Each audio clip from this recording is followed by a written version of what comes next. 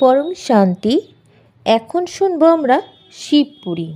শিবপুরী মানে হচ্ছে আমাদের ব্রহ্মাণ্ডে আমরা থাকি পৃথিবীতে মানে ভূলোক, এর ওপরে হচ্ছে ভূবরলোক, তারপরে হচ্ছে স্বর্গলোক, মহরলোক, জনলোক, তপলোক, ব্রহ্মাপুরী, বিষ্ণুপুরী, শিবপুরী।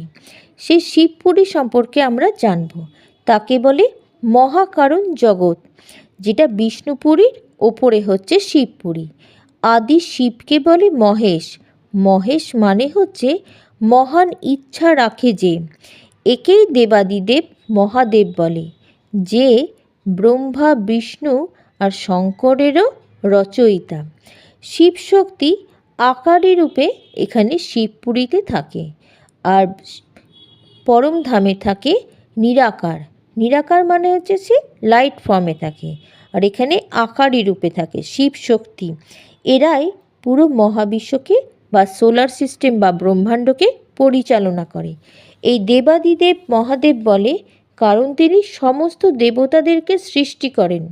শক্তিকে বলে আদি শক্তি, তার শক্তিতে আমাদের ব্রহ্মাণ্ড চলে। শিবপুরীকে বলে মহাকার্যকারণ বিশ্ব জগৎ। এখানে আমাদের শরীর হয়, এখানে যে সমস্ত আত্মারা থাকে তাদের শরীর হয় পরম আকাশ তত্ত্বের।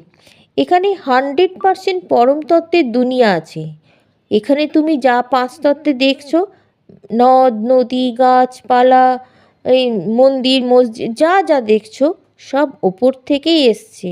পর্বত নদী সব পরম তত্ত্বের, সবই আছে ওখানে।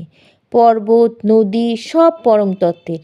এখানে আত্মারা দীর্ঘকাল পরম সুখেই শিবপুরীতে বসবাস করার পরে তখন তারা পরম শান্তির জন্য নিরাকার শিবকে স্মরণ করে, মানে তখন তারা সব পরম ধামে যায়।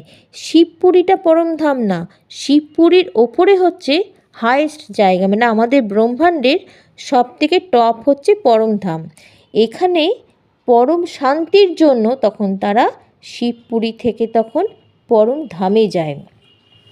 আমাদের ব্রহ্মাণ্ডটা হচ্ছে 14টা লোক, 7টা পাতাল লোক নিচে, আর পৃথিবীর নিচে 7টা পাতাল লোক, আর পৃথিবীর ওপর থেকে হচ্ছে এই ভূলোক পৃথিবী, ভূভারলোক, তারপর হচ্ছে স্বর্গলোক, মহরলোক, জনলোক, তপলোক, ব্রহ্মাপুরী, বিষ্ণুপুরী, শিবপুরী, পরমধাম। আর এটা হচ্ছে ব্রহ্মাণ্ডর মুখ। ব্রহ্মাণ্ড মানে হচ্ছে সোলার সিস্টেম। এইটার মালিক হচ্ছে